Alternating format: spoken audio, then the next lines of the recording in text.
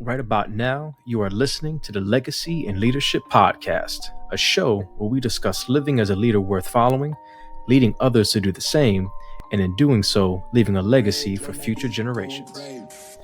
My name is Jimmy Gonzalez Jr., a learning and development professional and leadership coach, sitting down with my co host, Anthony Devon Watts Jr., an expert contact center leader that has effectively led and developed dynamic teams with high motivation.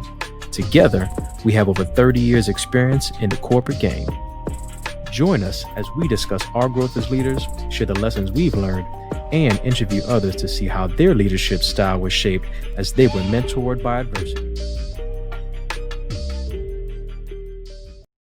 Some of the things that I really start to look for, foremost, when I'm looking at a resume, is I'm less concerned, initially about the specific roles or the specific jobs that they held, right? Mm-hmm. I think recruiting is doing some of that vetting anyway, and when I look over it, I'm doing a quick pass to say, yeah, does this make sense? Like, kind of, what is their experience? But really, what I'm paying attention to first and foremost, and I know we talked about this in the last episode, the importance of communication, right? Mm-hmm.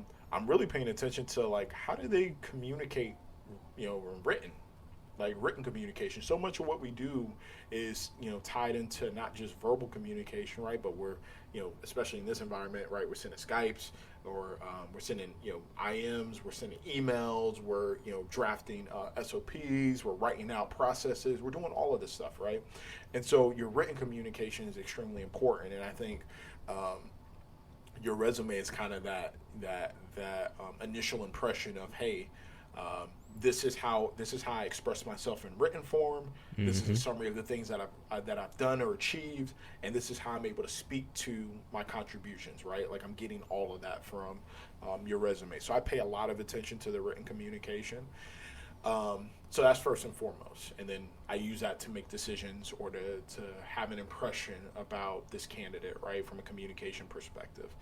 Now, written is not 100% of it, because then you got the verbal. So you have somebody who writes really good, or maybe they use a resume service, right, or somebody like that. So somebody's been able to kind of polish it up.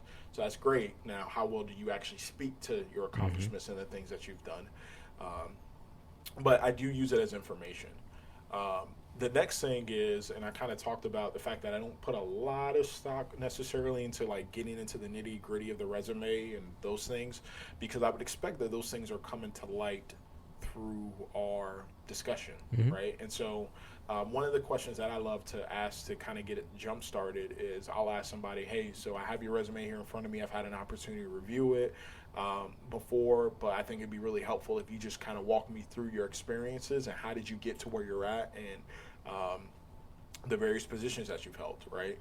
Um, and I love that question because I feel like it's really telling for a couple of reasons. One, even if this person is just walking through their experiences, as they're telling you their story of how they got to where they're at, they're also exposing to you how they make decisions, right? What do they value in a role, in an opportunity, right? What do they gravitate towards? And then obviously some of the things that they've accomplished. So I'm able to hear, not only are you able to speak to your accomplishments, but more importantly, how do you go through the decision making process when you're making arguably one of the most important decisions you can make in your career, which is, what is your next opportunity?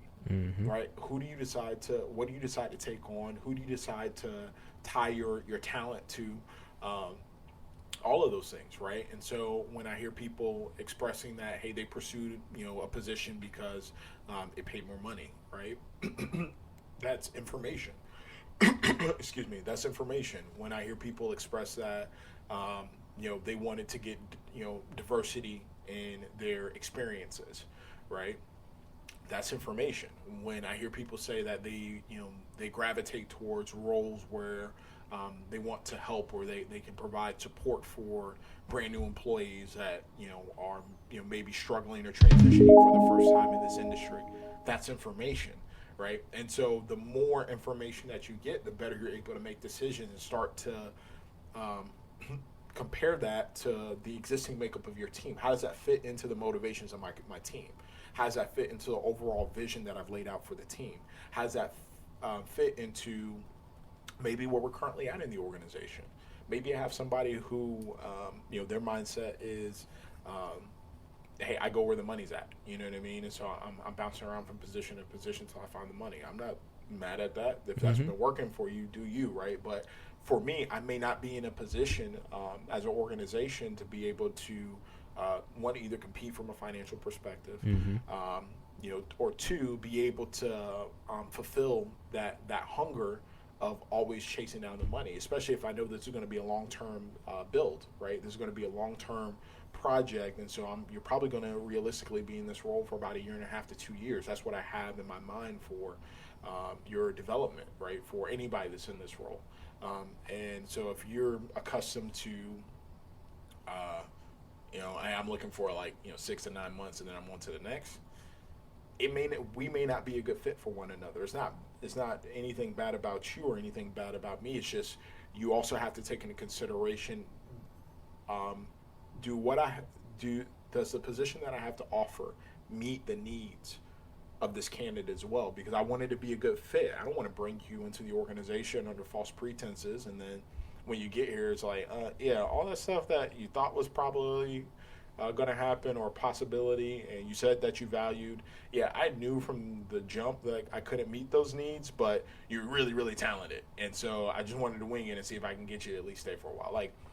Because even if that may be the case, what quality of work are you going to receive from that individual? So I just think you got to use all that information, and so you get a lot from just asking people to walk you through their story. I'd never forget.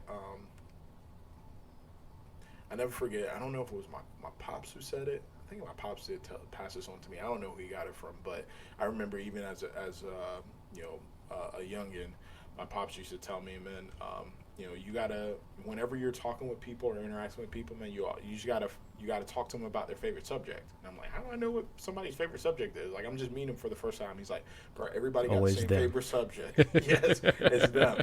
I said, asking questions about themselves, that'll give you a lot of information, right? Everybody's favorite subject is themselves. And so that's just always stood with me. So I always start the interview off by saying, hey, walk me through your experiences and how did you get to where you're at, because people love to tell their story, and I'm enamored by it. I want to hear it and use the information to make an effective hiring decision.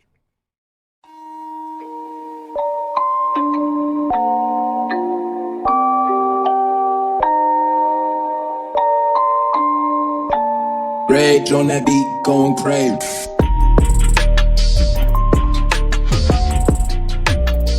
You have just listened to the Legacy and Leadership Podcast, hosted by Jimmy Gonzalez and Devon Watts.